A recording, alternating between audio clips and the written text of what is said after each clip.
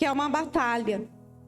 Agora mesmo eu estava lá em cima e orando com uma pessoa, e ela disse assim para mim: eu não consigo ouvir a palavra. Eu não consigo ficar no culto e ouvir a palavra, mas eu preciso tanto. Então talvez você é essa pessoa que também tem dificuldade. E talvez quando chega o momento da palavra, você até está sentado. Você até está aí, mas a sua mente não. Então não deixe os seus pensamentos saírem daqui. Vai vir pensamento, vai vir. É nessa hora a gente cria um senso de responsabilidade, não é assim? Presta atenção, você decide, vou parar aqui 5 minutos para ler minha Bíblia e para ter um tempo com Deus e orar, o que acontece? Já começa a pensar: nossa, mas eu tenho que fazer isso. Nossa, eu tenho que fazer aquilo. Nossa, eu tenho que lavar essa roupa. Nossa, eu tenho que arrumar a casa. Nossa, eu tenho que ligar não sei para quem, para não sei quem. Eu tenho que responder uma mensagem. Não é assim?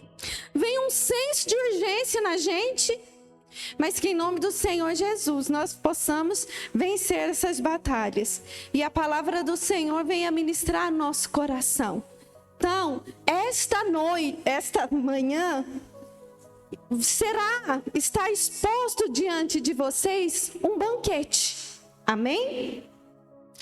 Só que às vezes, porque nós temos uma mentalidade atrofiada, às vezes nós estamos diante de um banquete e não nos alimentamos dele. Entendeu? Não nos alimentamos dele. Esse banquete está liberado para você. Faça uso. Se alimente dele. É um tema que, se você colocar em prática na sua vida, você não vai reter só para você agora, mas isso vai reverberar, isso vai chegar à sua geração, a seus filhos. Eles colherão frutos do seu posicionamento, das suas escolhas, colherão frutos, os seus netos. Amém? Então, que nesse momento seu coração, ele esteja disposto. Ah, mas eu estou com sono. Ah, mas eu estou com calor. Também estou. Eu estou ofendido. Sabe, gente, tem muita gente que vem para a igreja cheio de ofensa, com raiva, irritado. Faz parte. Quem que não se irrita? Quem que não fica com raiva? Quem que não se ofende? Ou entristecido? Só que agora é a hora de você deixar isso de lado. O que quer que seja. E dizer: eu quero, Senhor. Eu quero acessar esse lugar. Eu quero aprender. Eu quero ser instruído. Amém? Então, com a sua mão na sua Bíblia, vamos orar. Pai, em nome do Senhor Jesus. Meu Deus, nós estamos aqui, Senhor. Meu Pai, nós sabemos, meu Deus, que há um propósito do Senhor. Nós queremos alcançar esse propósito, Pai. Mas eu sei que não é fácil. Meu Deus, há pessoas aqui que estão encarceradas em tantos lugares, na sua mente e no seu coração. Deus, em nome de Jesus, fala, Senhor. Fala, meu Pai. Se eu, meu Deus, sou um empecilho para o Senhor, meu Deus, eu te peço. Meu Deus, eu te peço em nome de Jesus, Pai. Toma o controle da minha mente, toma o controle da minha boca, das minhas emoções, do meu coração. Mas não deixe, Senhor, essas pessoas saírem daqui do mesmo jeito, Pai. Em nome de Jesus, que todos os demônios, porque às vezes, Senhor, nós não temos, meu Deus, a ciência. Mas Satanás sabe o que o Senhor quer semear aqui. Então que todos os demônios, meu Deus, que de alguma forma têm trabalhado para que essa pessoa não ouça a palavra, para distrair, para colocar cansaço caso extremo, para colocar inquietação, para roubar essa semente, na autoridade do nome de Jesus, eu repreendo esse mal. E eu ordeno que saia deste lugar agora. Em nome do Senhor Jesus, seja repreendido. Que anjos poderosos se espalhem neste salão, com espadas de fogo. Que haja uma batalha, Senhor. Sim, meu Deus, que haja uma batalha, mas que esta pessoa saia daqui hoje livre, em nome de Jesus, livre da ofensa, livre do pecado, livre do desânimo, livre, Senhor, da avareza, livre do ressentimento, da ansiedade, da depressão e do medo, pelo poder do nome de Jesus. Amém. Amém. Então vamos à palavra, né, meus irmãos? Espera aí que eu vou abrir meu... Um dia falaram assim para mim: por que você não arruma um iPad? iPad, né, que fala? É mais moderno. Eu falei: não, vou ficar no meu caderninho mesmo. O que importa é o Espírito que vai fluir, né? Amém? Eu posso estar aqui toda cheia de tecnologia, mas se eu não der lugar ao Senhor, meus irmãos, é tudo em vão. E sabe que esse é o nosso desafio, né? Deixar o Senhor fazer. Mas vamos lá. Abra sua Bíblia em 2 Samuel. 2 Samuel.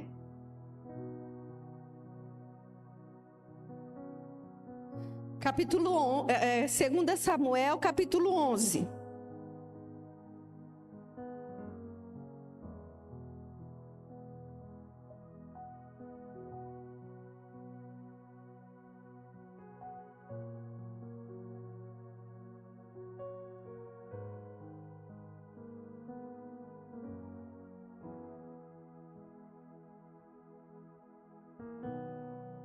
Capítulo 11, versículo 1.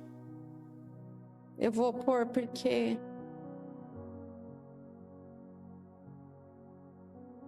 Amém? Assim diz a palavra do Senhor.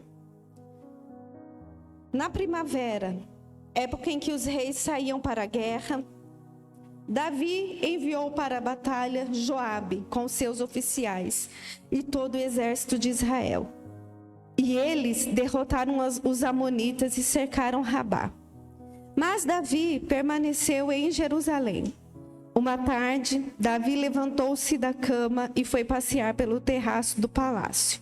Do terraço viu uma mulher muito bonita tomando banho e mandou alguém procurar saber quem era.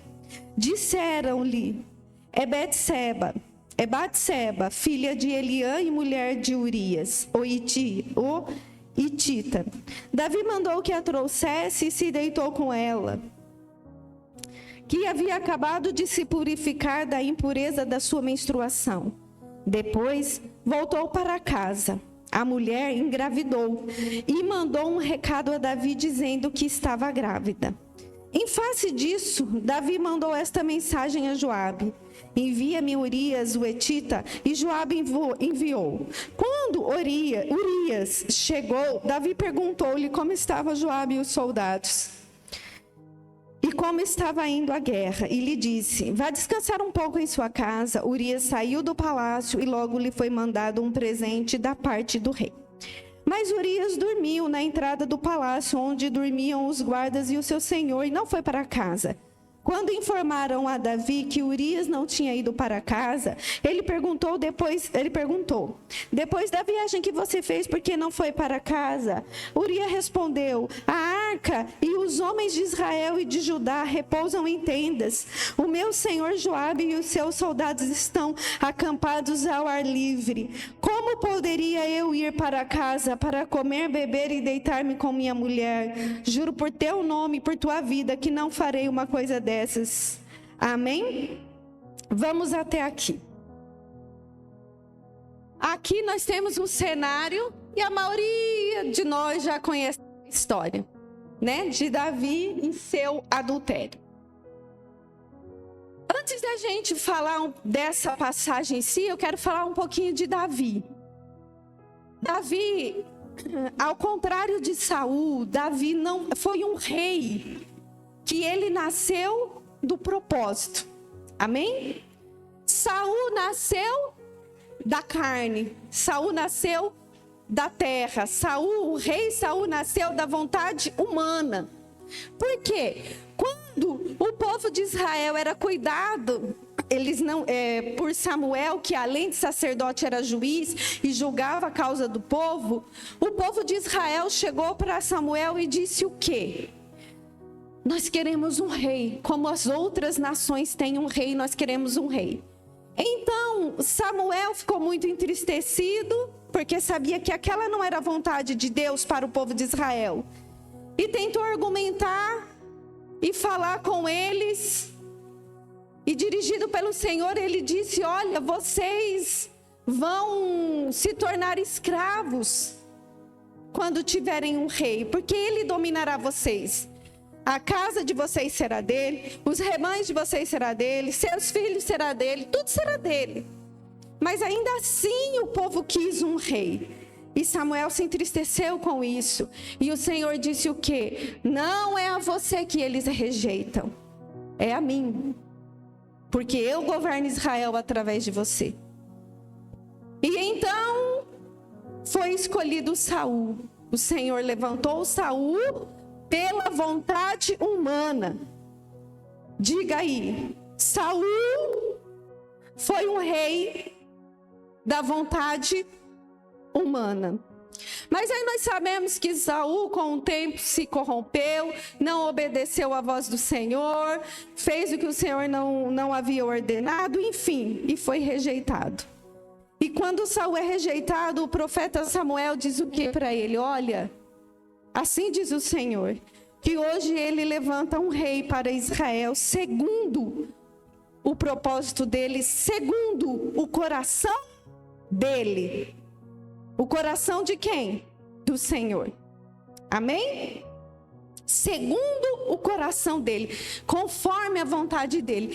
Então Davi não vem da vontade humana, Davi vem do propósito do Senhor. Amém? Só que Davi, um homem chamado por Deus, escolhido por Deus, ungido por Deus, que temia Deus, mas que se distraiu. Amém? Aqui no texto é muito claro quando diz que na primavera, o que acontecia na primavera? Gente, tem que ficar atento. Na primavera era a época dos reis irem para onde? Para a guerra. Então era uma estação em que os reis iam para a guerra, porém Davi estava onde? Em casa. Estava no palácio. Então ele estava vivendo fora da estação. E a palavra vai dizer que daí ele se levantou à tarde, estava deitado até tarde, tirando uma soneca, ocioso, e viu Batseba. E então eles cometeram adultério. Uma coisa que eu quero falar com vocês. Qual que era o propósito para Davi? Ser o rei de Israel. Aonde que era para Davi estar? Na guerra, como os reis estavam. Mas quando nós nos desviamos, nos distraímos e nos desviamos do nosso propósito, a vida nos oferece o quê? Proposta. E nós trocamos, na maioria das vezes, o propósito do Senhor pelas propostas da vida. E não é nem o diabo. É a vida. É o dia, a humanidade. Amém? Toda vez que eu e você ficamos distraídos, nós vamos incorrer nesse risco, incorrer nesse erro de deixar o propósito. Porque as propostas que nos são colocadas, elas são frutos da nossa cobiça, da nossa necessidade, da nossa vontade. Quando Davi Davi viu Batseba aqui, o que a palavra diz? Que ele viu ela e achou ela feia. Achou ela linda. Ela era formosa. Desejou. Toda vez que nós estamos distraídos, nós vamos voltar os nossos olhos para aquilo que nos satisfaz, para aquilo que nos dá prazer. Amém? E então, quando ele comete adultério e ele quer chamar o marido dela para corrigir, então ele encontra num simples soldado alguém comprometido com o propósito. Aquele soldado disse: eu não posso ir para casa, porque eu tenho um propósito. O meu comandante está dormindo em tenda. A arca da aliança está dormindo em tenda. Como eu poderei ir deitar com a minha esposa? Como eu poderei ir ter momento de prazer com a minha esposa? Esta não é a hora, este não é o momento, este não é o meu propósito. Então, muitas das vezes, meu irmão, não é o que você faz, não é o título que você tem, porque Davi tinha um título. É o que você carrega, é o compromisso, amém? E Urias, ele não se deita, ele volta para a guerra, e Davi dá um jeito de colocar ele na frente da batalha, com o propósito mesmo de que ele perdesse a vida dele, ele morre. Então Davi planejou e praticamente executou um assassinato, além do seu adultério. Então, ele casou com Batseba. E aí todos pensariam que aquele filho era dele. Mas deixa eu falar uma coisa para você. Davi era um homem de Deus. Davi era um escolhido do Senhor. Davi era um ungido de Deus. Havia um propósito sobre a vida de Davi. E todo aquele, meu irmão e minha irmã, que é escolhido pelo Senhor, que é chamado pelo Senhor, o Senhor não vai... O Senhor não vai deixar passar. Amém? Porque Davi, ele pensou que ele tinha resolvido o problema, mas o que aconteceu? O que aconteceu? Parece que fica falhando, ou é impressão minha? Está falhando? Não. Então, o que aconteceu? Davi foi confrontado pelo profeta. Um dia o profeta Natan foi até ele e disse assim, porque ele pensou que estava resolvido, estava tudo bem, eu dei o meu jeito, afinal de contas eu sou o rei aqui. Mas acima dele havia Deus. Então o profeta Natan foi até ele e contou uma história para ele. E disse: olha, havia um fazendeiro muito rico que recebeu em sua casa um homem muito simples. Ele tinha muitos gados, mas ele não quis matar o seu gado, o seu cordeiro, para fazer uma refeição para aquele homem. Ele pegou a única ovelhinha, o único cordeiro que aquele homem tinha e matou. A ira de Davi se acendeu e disse: este homem merece morrer. Amém? E então o profeta disse: este homem é você. Você tinha todas as mulheres à sua disposição e você foi lá e pegou a única mulher de Urias. Ali, meus irmãos, o pecado dele, a consciência dele foi acionada, ele caiu em si. Ele foi trazido à realidade dele. E qual que era a realidade dele? Por mais que você tenha um chamado, por mais que eu tenha me revelado a você, Davi, se você não se comprometer com o seu propósito, você vai pecar. Por mais, meus irmãos, por mais que eu e você tenhamos conhecimento da palavra, por mais que eu e você tenhamos revelação de Deus, por mais que você já tenha tido experiências com o Senhor, mas se o seu compromisso com o propósito não for diário, você, eu, qualquer pessoa vai se distrair e vai se enganar. Talvez você não entenda E talvez você já até tentou viver longe do Senhor. E talvez você caminha e você vem à igreja e você ainda tenta viver do seu jeito. Mas o Senhor está sempre te confrontando. É ou não é?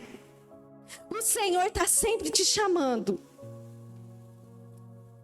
A proposta, ela é boa e agradável. O propósito, muitas das vezes, é dolorido. No propósito, não é a sua vontade nem a minha. No propósito, é a vontade do Senhor. No propósito, é renúncia. Não é o que nós temos falado sobre renúncia. Não é essa palavra que nós vamos caminhar. Se eu e você não estivermos dispostos a abrir mão, a renunciar à nossa vontade e fazer aquilo que nos satisfaz, os nossos planos em prol do propósito do Senhor, nós vamos sofrer consequências. Nós vamos sofrer consequências. Amém? Por isso que, como meu esposo sempre fala, que eu tenho que dar um tema para a mensagem, o tema para essa mensagem hoje é o custo de não renunciar. Não tem? Nossa, eles me pressionam tanto para dar um tema, eu preciso mandar um... E aí, ó, o custo de não renunciar. Porque se nós não renunciamos, há um custo, há um preço a ser pago. Quantas pessoas não renunciam à sua vontade? Eu vou namorar quem eu quero. Eu vou entrar num relacionamento, acabar, entrar em outro e começar outro. Eu vou fazer do meu jeito. Aliás, eu preciso ser amada. Nós precisamos ser amados. Só que o problema é que quando a gente não está vivendo pelo propósito do Senhor na nossa vida, a gente busca amor em pessoas. E pessoas erram. Pessoas falham. Sabe por quê? A maioria de nós estamos frustrados porque a gente está esperando demais do outro. A gente está esperando uma validação que não é o outro que tem que dar. É que eu tenho que ter aqui, em mim. Só que às vezes é difícil, porque a maioria das pessoas tem a sua identidade comprometida. A maioria de nós somos marcados por traumas, por enganos, pelos acontecimentos que passamos, por injustiça, por abandono, por escolhas erradas. Mas deixa eu dizer uma coisa para você. Talvez você está aqui ferido, talvez você está aqui machucado. Eu sei. Você acha que todas as vezes que eu subo aqui, eu subo bem?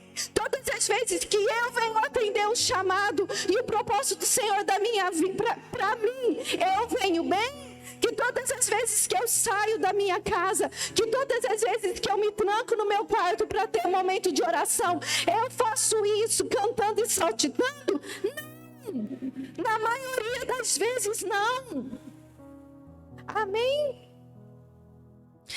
Só que pode me custar viver o propósito, mas não viver, não renunciar, vai me custar muito mais. Eu sei que muitos de vocês têm amarguras, problemas e aflições. Só que nós temos escolhas a fazer. Ou você vive, cutuca a pessoa do seu lado que está dormindo, pode cutucar, cutuca. Só que porque ela precisa ouvir isso. Só que assim, você tem uma escolha a fazer. Ou você continua se revolvendo nessa poça de lama, dessa ferida, dessa poça de sangue, dessa ferida que foi feita em você, ou você se levanta e vai se lavar no sangue de Jesus e ser livre e trilhar o caminho. Oi, é que eu aperto aqui. O problema está na pecinha de trás. Ou viver o propósito do Senhor para a sua vida e ser livre. Ou você vai viver até quando? Mas foi meu pai, mas minha mãe, mas aquele patrão. Tá bom. falhou. Só que agora é hora de se levantar. E Cristo? E Jesus? Foi Jesus que falhou com você? Foi Jesus que te feriu? Foi Jesus que te machucou? Não. Que você merece experimentar deste amor que é puro, verdadeiro e transformador. Mas você precisa fazer escolhas. E aí eu vou falar uma coisa para vocês. Na virada do ano nós falamos com vocês que Daniel e seus amigos, eles fizeram uma grande renúncia em um determinado momento da vida deles. Renunciaram à própria vida. Quando eles, Sadraque, Mesaque e Abidnego, são lançados na fornalha de fogo, o que eles disseram antes? Nós não vamos nos curvar a uma imagem. Se Deus quiser nos livrar, Ele nos livra. Ali eles estavam renunciando à sua própria vida. Uma renúncia grandiosa. Daniel na cova dos leões também renunciou à sua própria vida. Porque ser lançado na cova dos leões era a mesma coisa de uma sentença de morte. Mas ele disse, eu vou renunciar à minha vontade, à minha vida. Se o Senhor quiser me livrar, Ele me livra. Se não, esses leões podem me devorar. Vivendo por um propósito. Mas eles receberão um grande livramento. E aí eu falo para vocês, nós todos queremos grandes respostas, nós todos queremos um grande livramento, mas precisamos aprender a fazer grandes renúncias. Porque se não estivermos dispostos a fazer grandes renúncias, grandes renúncias, não vamos viver grandes livramentos. Só que eu vou ganhando estrutura para fazer grandes renúncias a partir do momento que eu aprendo a fazer pequenas e diárias. Coisas simples do seu dia que você sabe que o Senhor não aprova mais. Um linguajar, o que você assiste, a maneira como você e sua esposa estão se relacionando. Talvez você está aqui, mulher, e você é uma mulher ofendida e rixosa. Ou um homem amargo, um homem duro. Deixa eu falar uma coisa para vocês. Se nós não aprendemos a fazer renúncias pequenas, como Daniel e seus amigos aprenderam, quando eles decidiram não comer do banquete do rei, todos os dias eles tiveram que fazer uma renúncia, quando a comida era servida. Não é? Pequenas e diárias renúncias. Ao contrário também, se você que caminha com o Senhor começa a fazer pequenas concessões, chegará uma hora que você fará grandes concessões. Para Davi, talvez ele pensou assim: eu já lutei bastante, eu já fui muito à guerra, eu já sou um rei, eu sou ungido, eu sou um escolhido. O Senhor já mostrou o que é comigo. Eu posso ficar aqui e descansar. Uma pequena renúncia, amém? Acarretou uma pequena concessão, uma pequena permissão. Acarretou o quê? Uma grande concessão. Daquela pequena concessão, ele foi parar num adultério e foi parar onde? No assassinato. Amém? E isso custou muito para Davi. Custou sua autoridade, custou a sua imagem, custou o seu nome. Porque diante, meus irmãos, daquela situação, Davi colheu frutos.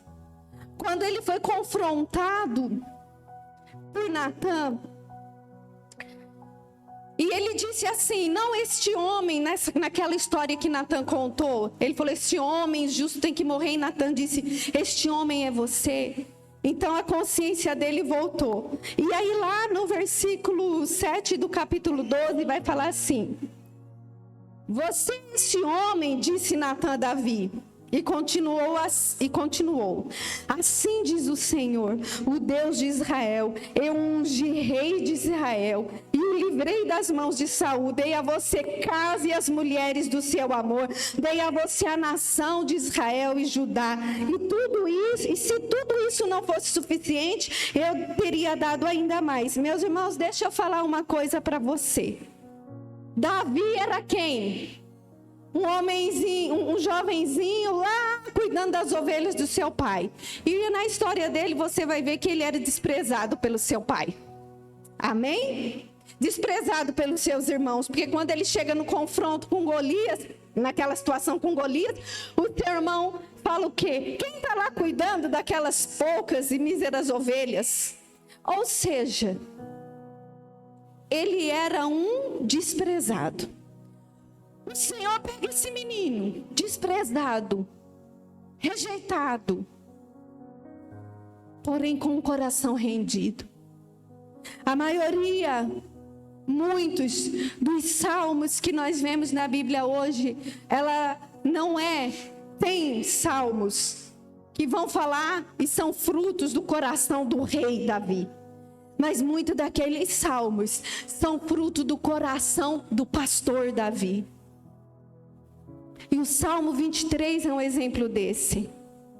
Daquele pastor que é ali onde ninguém via, que é ali onde ninguém sabia, que é ali onde ninguém valorizava, construía um relacionamento com o Senhor. Suas canções, ele adorava ao Senhor. Este Davi é levantado a rei. E aí o Senhor dá tudo a ele. Eu te ungi, eu dei todas as mulheres que você quisesse, e se tudo que eu te dei ainda não fosse suficiente, eu te daria mais. Entenda uma coisa. Talvez você quer muita coisa. Você tem muitos desejos. Talvez você tenha muita necessidade. Talvez você está aqui hoje como um Davi, que ninguém dá nada por você. Mas sabe que hoje é muito mais provável que o seu coração esteja verdadeiramente rendido ao Senhor. Nessa situação difícil que você está. Talvez nessa situação de humilhação, de desprezo, de necessidade, de dor que você está. Sabe, essa situação difícil com seus filhos, que te faz chorar e correr para os pés do Senhor. Essa situação difícil no seu casamento. Talvez, muito provavelmente, meus irmãos, nesse momento o seu coração está mais rendido ao Senhor do que poderá estar se o Senhor te der tudo o que você quer. Porque ter tudo que nós almejamos é um risco. Amém? Então, antes de receber tudo o que você deseja, você precisa primeiro de um coração verdadeiramente rendido e comprometido com o Senhor. Porque se lá na frente você tropeçar, ou se você estiver tropeçando agora, e o seu coração for verdadeiramente comprometido com o propósito, ainda que você erre. Versículo 9. Porque você desprezou a palavra do Senhor, fazendo o que ele reprova. Você matou Urias, o hitita, com a espada dos amonitas e ficou com a mulher dele. Por isso, agora não apertei não. Por isso, a espada nunca se afastará de sua família, pois me desprezou e tomou a mulher de Urias, o hitita, para ser sua mulher. Assim diz o Senhor: de sua própria família trarei desgraça sobre você. Tomarei as suas mulheres diante dos seus próprios olhos e a darei a outro, e ele se deitará com ela em plena luz do dia. Você fez isso às escondidas, mas eu farei diante de todo o Israel em plena luz do dia. Então Davi disse a Natã: pequei contra o Senhor. E Natã respondeu: o Senhor perdoou o seu pecado. Você não morrerá. Entretanto, você insultou o Senhor. O menino, ou seja, o filho dele com Batseba, morrerá. Meu irmão, Se você tiver um coração totalmente rendido ao Senhor, ainda que você tropece, você dirá: pequei contra o Senhor. Amém? Só que eu vou dizer uma coisa para você: o pecado custa. Não renunciar à nossa vontade custa. Davi poderia até ter olhado aquela mulher, ter tido vontade, desejado e ter dito o quê? Não. Não. Mas eu estou com vontade de ter ela. Mas não, eu não vou ter. Amém?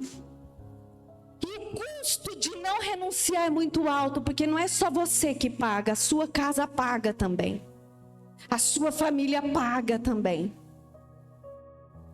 Aqueles que vivem conosco pagam, colhem frutos e resultados das nossas escolhas. Talvez você e eu já ouvi muitas pessoas dizerem assim: eu tive uma vida tão difícil, uma infância tão difícil, porque meu pai fez escolhas erradas.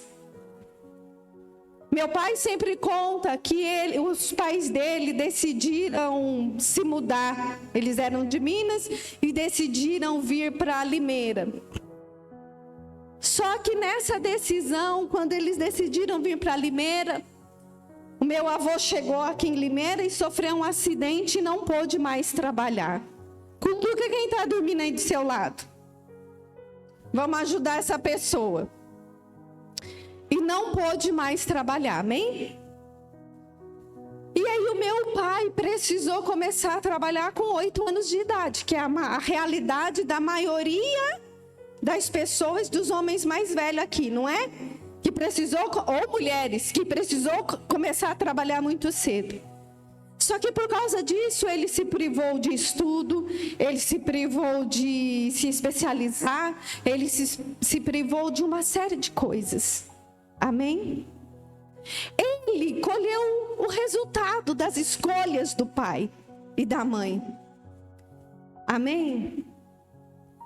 Os nossos filhos, as pessoas que caminham conosco, vão colher os resultados da nossa escolha. Não foi só Davi que pagou pelo erro dele. A consequência não veio só sobre ele. Sabe, a palavra diz: a espada nunca mais se apartará da sua casa. Eu darei suas mulheres a outro. E sabe quem foi o outro que ficou e se deitou com as mulheres de Davi? O seu próprio filho. Diante de todo mundo, na luz do dia, qualquer um que passasse via Davi, seu filho Absalão, se deitando com as mulheres de seu pai. Houve uma revolta no coração de Absalão contra o seu pai. Ele batalhou e lutou e matou para tomar o reino do seu pai. Sua filha, Tamar, foi violentada, foi abusada pelo próprio irmão, Amnon. Amém? Consequências. E que só foram piorando. Porque se a gente for ver a história, Davi se omitiu em todos esses acontecimentos. Davi não repreendeu o seu filho Absalão. Davi não repreendeu o seu filho Amnon quando violentou a sua irmã. Mas sabe por que Davi não fez isso? Porque Davi estava acusado pelo seu pecado. Porque Davi não tinha moral. Porque Davi estava aprisionado no seu próprio pecado, sem autoridade. Quando ele sai fugido do palácio, porque Absalão ia tomar o palácio para não entrar em guerra com o seu próprio filho, ele foge. No meio do caminho, ele é apedrejado por Simei. Simei chama ele de cachorro, o rei de Israel. E quando os seus soldados dizem: se o Senhor quiser, nós podemos matar ele agora, ele diz: deixa, porque é fruto, é consequência, é colheita do que eu fiz. O pecado custa caro. Não renunciar à sua vontade custa caro. Você muitas das vezes está pagando um preço alto por querer viver segundo a sua vontade, do seu jeito. Amém? A palavra diz: faz assim. Não, não é bem assim, porque eu vi um vídeo no TikTok falando que não é bem assim.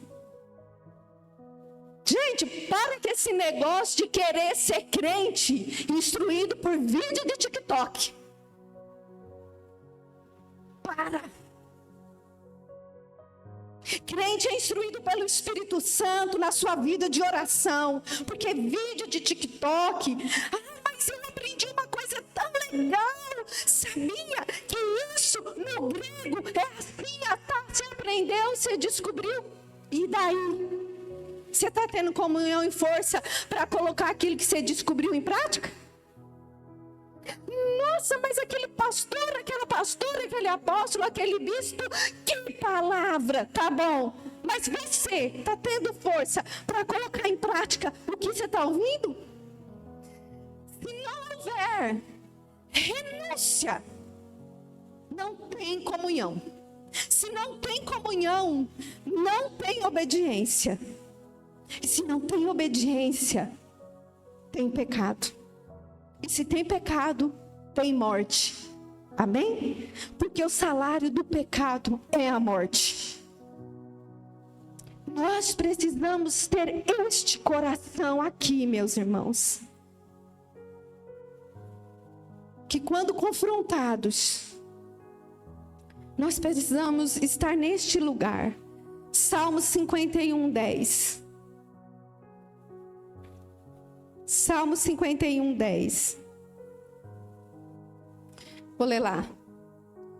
O que diz aí? Esse é o salmo de Davi depois do seu pecado. E ele é o retrato do coração dele. Do que estava queimando dentro dele. O pedido de Davi é esse: cria em mim um coração puro, ó Deus, e renova dentro de mim um espírito estável. Próximo. Não me expulse da tua presença, nem tires de mim teu Santo Espírito. Próximo. Devolve-me a alegria da tua salvação e sustenta-me com o espírito pronto a obedecer. Sustenta-me, Senhor, com o espírito pronto a obedecer. Nós não temos em nós esse recurso. Só o Senhor pode nos sustentar com esse espírito de obediência, com esse espírito de renúncia, com esse espírito de entrega, de compromisso. Nós vamos ter o batismo. Meu irmão, renuncie a sua vida.